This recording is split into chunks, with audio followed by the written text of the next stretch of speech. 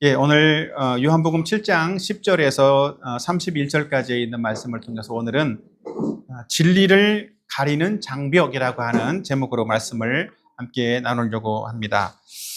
우리 지난주에 말씀 불신앙의 원인이라는 제목으로 말씀을 나눴는데 기억납니까? 첫 번째는 뭐 들었죠? 불신앙의 원인이 뭐였어요?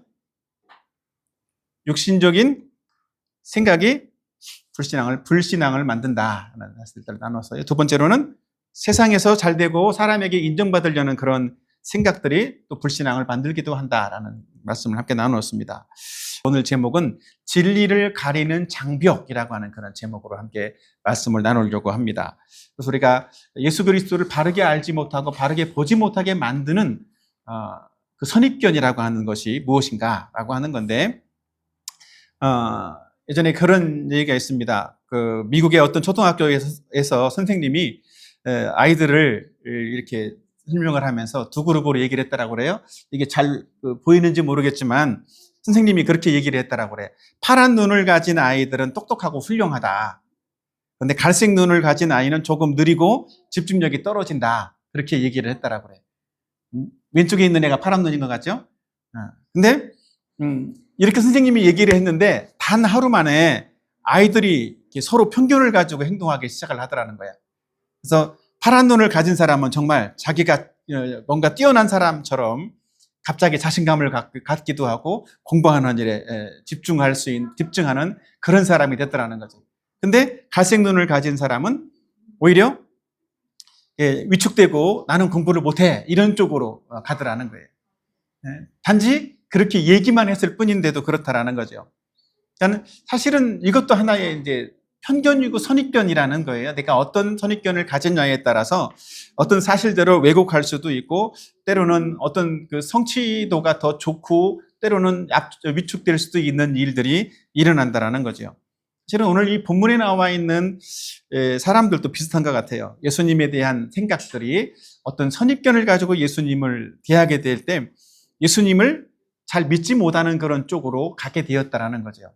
그래서 이 당시 많은 사람들은 예수님은 좀 좋지 않은 집안에서 태어난 사람이야 이런 어떤 생각들이든지, 또 정말 메시아가 온다라고 하면 메시아는 저런 모습이 아닐 거야 라든지, 이런 뭔가 자기 자신들이 세워놓은 어떤 기준들을 가지고 예수님에 대해서 어떤 선입견을 가지고 대했기 때문에 예수님을 직접 보고도 예수님을 만났음에도 불구하고 실제로는 예수님을 믿지 못하는 그런 사람들이 되었다라는 거죠.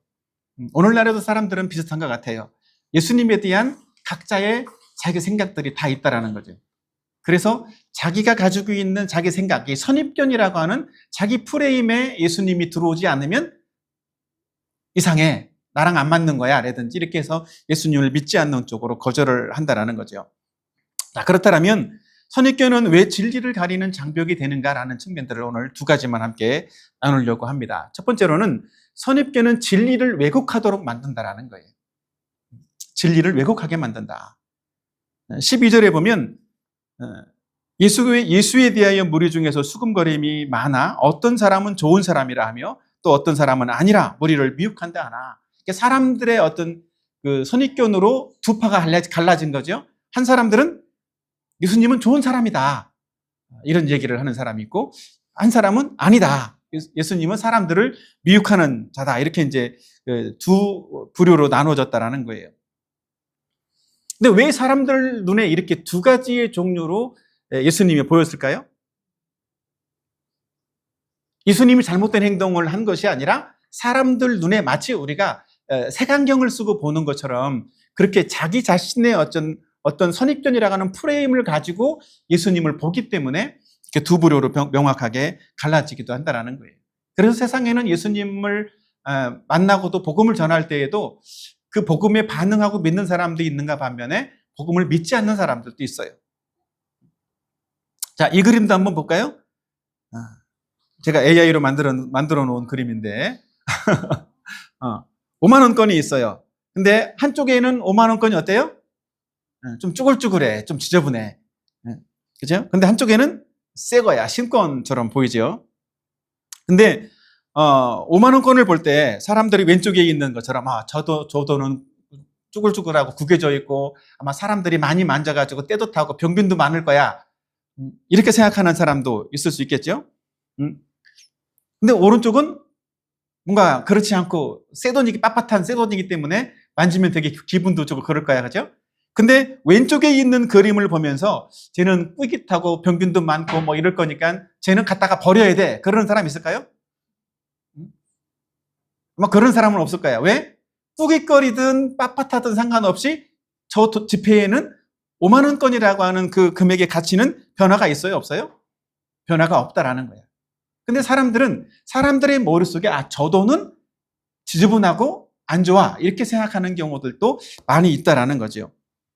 그런 것처럼 자기 자신이 가지고 있는 어떤 프레임에 의해서 사람들은 선입견을 가지고 평가를 한다는 거예요.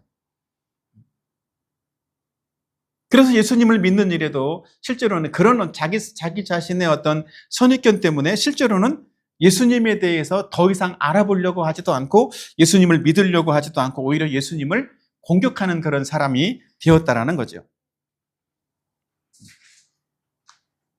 실제로는 마치 햇볕이 모든 사람에게 죄인이든 의인이든 세상에 있는 모든 사람에게 햇볕이 비춰지는 것처럼 사실은 예수님도 동일하게 많은 은혜를 믿는 사람이든 안 믿는 사람이든 은혜를 베풀어 주셨다라는 거예요. 근데 그 동일한 은혜를 받고도 어떤 사람은 믿는 사람이 있고 어떤 사람은 믿지 않는 사람이 있다라는 거죠.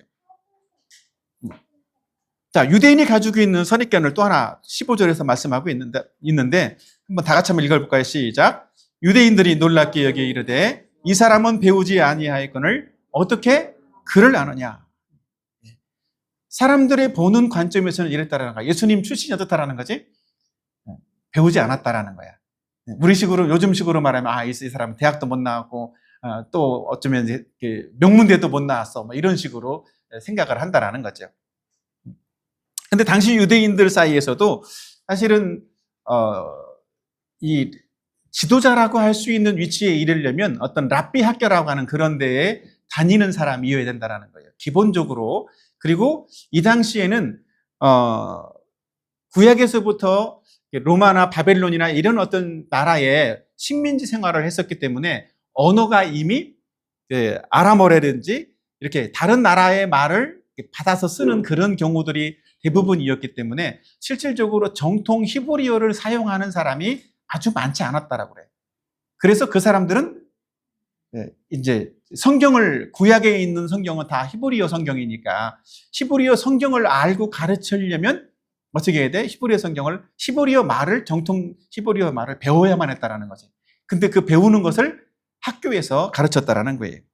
예수님은 보아하니 그런 학교도 다닌 적이 없다라는 거야. 출신 성분이 별로 안 좋아. 시골에서 태어나서 시골에서 살았어. 예루살렘에서 산다거나 거기에서 이제 좋은 학교에서 랍비 학교에 다닌 일도 없다라고 생각을 했다라는 거죠. 근데 그 사람들에게 대해서 예수님이 하신 말씀이 있어요. 예수님의 답변이 있다라고. 16, 17, 18절에 보면 예수께서 대답하여 이르시되 내 교훈은 내 것이 아니요 나를 보내신 이의 것이니라. 사람이 하나님의 뜻을 행하려 하면 이 교훈이 하나님께로부터 왔는지 내가 스스로 말함인지 알리라.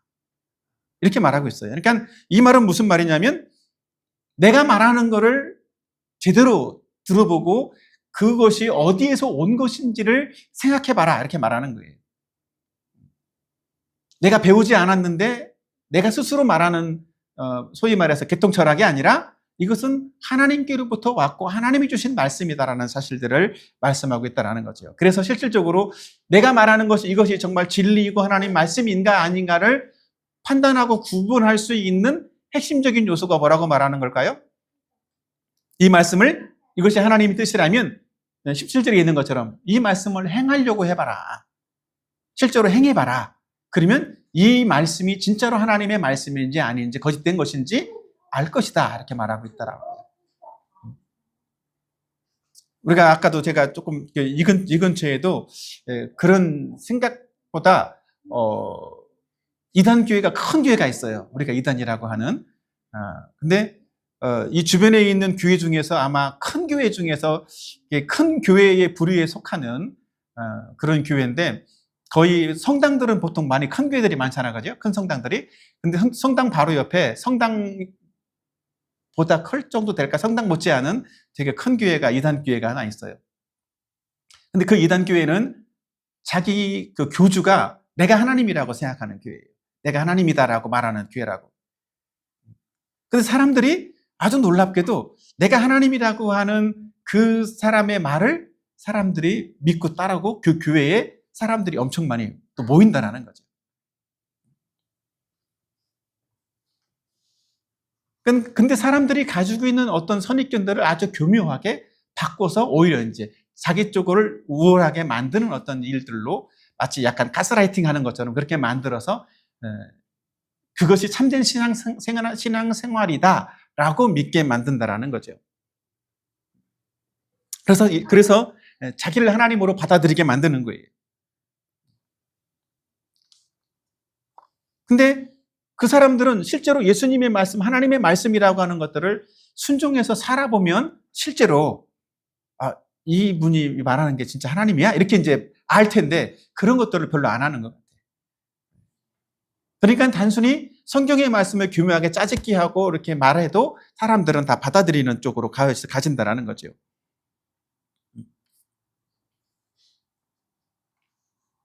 성경에서는 분명하게 이렇게 이제 말씀을 하고 있다라는 거죠. 분명하게 이것을 실천해봄으로써 내 말이 진짜인지 하나님 말씀인지 가짜인지를 판별해봐라. 예전에 제가 이 약을 2가지를 가지고 왔는데 두통이 심하고 몸살 기운이 있어서 약국에 가가지고 타이레놀 좀 주세요. 그랬더니 타이레놀 없어요. 떨어졌어요. 그러더라고. 그러면서 이 아세트라아미노펜을 하나를 줘요. 근데 이러면서 이 약의 타이레놀하고 같은 성분이라는 거야. 사실은 근데 저는 이 약을 이름을 처음 들어봤어. 사실은 근데 저 약의 성분이 타이레놀 성분은 맞기는 하잖아요. 근데 저 약을 처음 들어봤을 때 나는 진짜 이거 가짜 약 아니야 이러면서 이 약을 진짜 먹었을 때 정말 낫는 거야? 이런 생각들을 했더라고요. 근데 어쨌든 뭐 타이레놀이 없다니까 어떻게 해? 먹었죠. 근데 진짜 타이레놀을 먹은 것처럼 열도 내리고 몸살 기운도 좋아지더라고요. 근데 딱 보는 인상은 어때?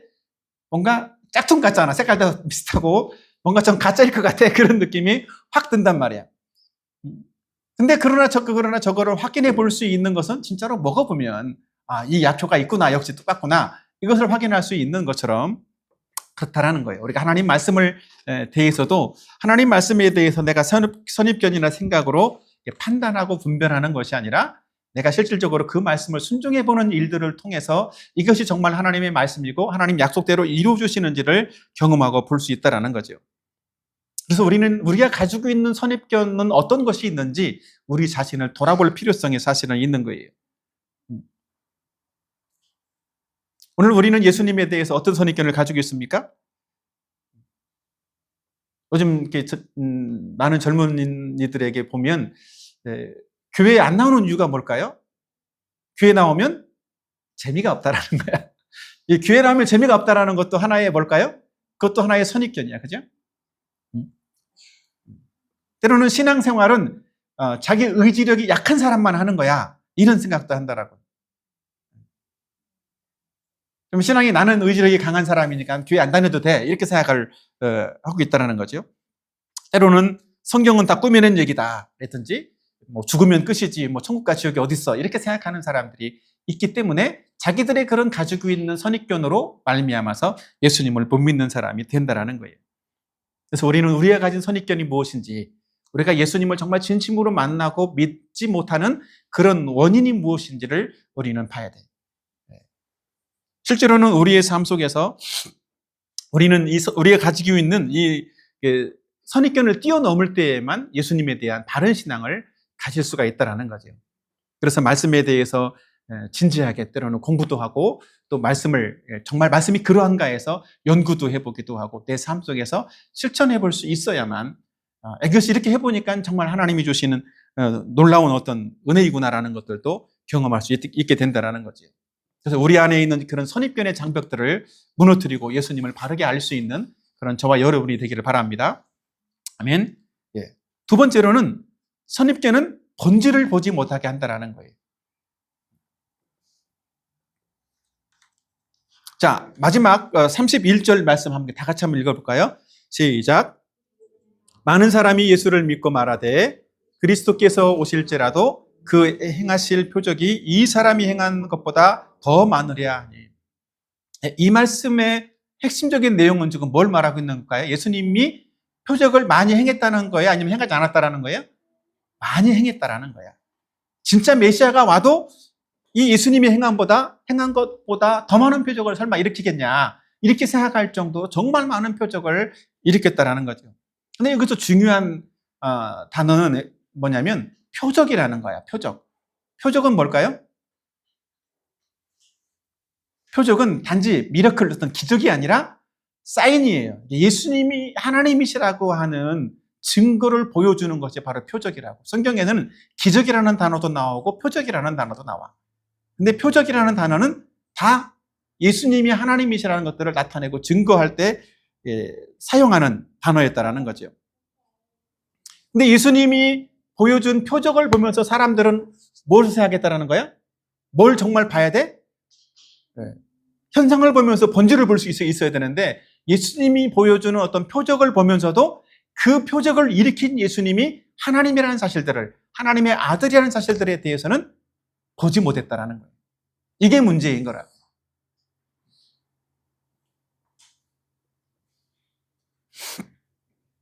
자, 27절도 한번 같이 한번 보도록 할까요? 시작.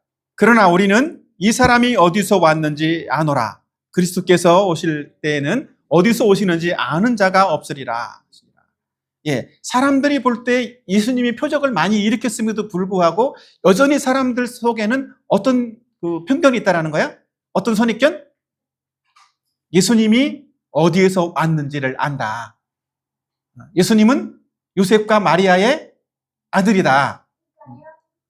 시골에서 태어난 사람이다. 원래 메시아는 베들레헴에서 태어나야 돼. 이런 어떤 생각들을 가지고 있었는데, 예수님은 그렇지 않다라는, 예수님의 고향이 저 시골이라는 것들에 대한 생각들을 가지고 있었다라는 거지. 그렇기 때문에 예수님은 메시아일 수가 없어, 하나님의 아들일 수가 없어요라고 아예 단정을 짓는다라는 거예요. 근데 그런 단정도 사실은 어디에서 오는 거냐면, 자기가 가지고 있는 선입견이라고 하는 것도 태어나면서부터 선입견을 가지고 있는 사람이 있을까요, 없을까요? 선입견을 태어나면서부터 가지고 태어나는 사람은 없어요. 그러니까 살다 보니까 뭔가 누군가에게 들었든지 이렇게 주변의 사람들한테 접하면서 뭔가 나름의 학습을 통해서 선입견을 가지게 된다는 거예요. 제가 교육학을 공부하면서 행동주의 학습 이론이라고 하는 그런 게 있는데, 러시아의 생리학자였던 그 파블로프라는 사람이 이런 실험을 했대요. 개에게 먹이를 주면서, 고기를 주면서, 개는 고기를 보면서 본능적으로 저건 맛있는 거구나, 먹어야 될 거야, 이런 생각을 하면서 침을 흘린다라는 거죠. 근데 개에게 이 고기를 주면서 종을 쳤대. 크게 땡땡 종을 쳤대. 근데 종을 치면서 먹이를 주니까 처음에는 이 종소리라고 하는 것에 대해서 반응을 하지 않고, 종소리를 치고 때로는 고기를 안 주면 전혀 침샘에서 침이 흘러나오지 않는데, 나중에는 계속 이제 고기를 주면서 종을 치니까 나중에는 어떻게 됐는지 알아요? 고기를 안 주고 종만 쳐도 개가 침을 흘리더라는 거죠. 그런 어떤 실험을 했었다라고 하는데, 그것은 하나의 어떤 측면에서는 이렇게 이제 사람은 어떤 부분에 의해서든지 학습에 의해서 어떤 행동들이 나온다라는 거야. 원래 종하고 개의 침샘하고는 전혀 상관관계가 없는 건데, 그렇게 이제 학습되다 보니까 먹이와 종을 같이 하면서 계속 학습시키다 보니까 이제 먹이를 안 주고 종만 쳐도 침을 흘리는 것처럼 사람은 뭔가 학습에 의해서 그런 반응들을 일으킨다라는 그 논리를 주장하고 있는데, 실질적으로 많은 사람들이 가지고 있는 선입견에도 그렇다라는 거죠. 내가 뭔가에 의해서 가지고 있는 생각들, 그것 때문에. 근데 그 생각들은 대부분 성경적인 걸까, 아니면 비성경적인 걸까? 내가 가지고 있는 생각들. 많은 경우들은 내가 학교에서 예수님을 알지 못하는 어떤 선생님들이 뭐 인본주의적인 어떤 생각에서 가르친 그런 것들이 대부분 내게 들어왔다든지 아니면 내 또래 집단의 친구들에 의해서 배운 것들이 내게 들어왔든지 뭔가는 성경과 상관없는 것들이 다 내가 들어와 있는 지식이고 생각으로 자리 잡고 있다는 거예요.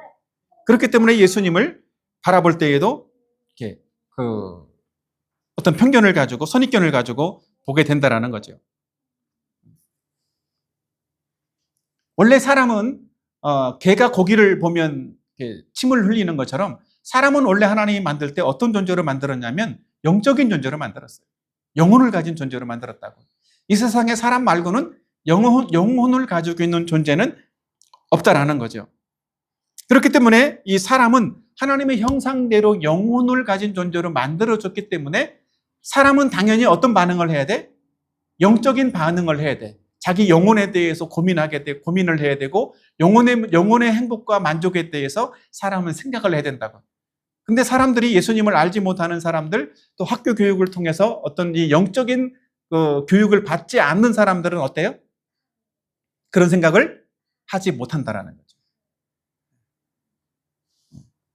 그래서 고등학교, 중학교에서 생겨난 것들이 그런 이제 교육부에서 지원을 안 받고 우리는 따로 뭐 교육을 하겠다 이래가지고 어떤 기독교 단체들에서는 그런 자사고 이런 걸 만들어가지고 기독교 교육을 하기도 하고 하잖아요.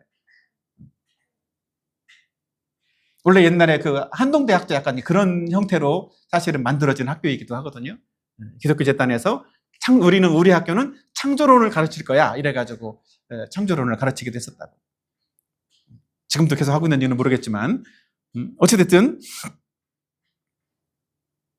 오늘날 우리가 가지고 있는 선입견을 뛰어넘게 될 때 우리는 예수님을 바르게 믿고 정말 그 예수님의 하나님의 아들이라고 하는 그 본질을 볼 수 있는 사람이 되어진다라는 거예요.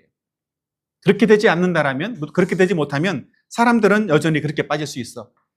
AI가 지금 우리 시대에 통용되고 있는 이 시대에 아직도 예수님 믿는 사람이 있어? 이렇게 생각할 수 있는 사람이 될 수 있다는 거죠.